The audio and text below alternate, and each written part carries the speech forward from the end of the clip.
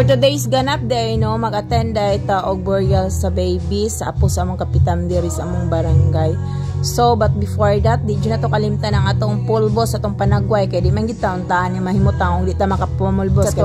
Then, ang paboritong lipstick, yung tawon, di mo kalimot pag click sa link nga nasa kong comment section kung gusto o interesado yun mo nga mapalit o ganahan mo matanaw sa kong lipstick, ay magkalimot pagtuplot dira sa maong link. So, naabot na ta, no?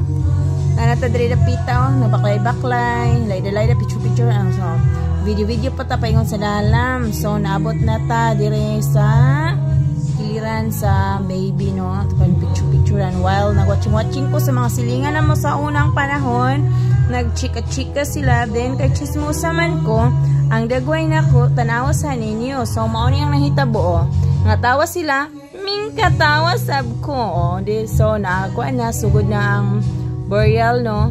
Paingon na ginana siya sa area. Then, nag-abot-abot na ang mga tao.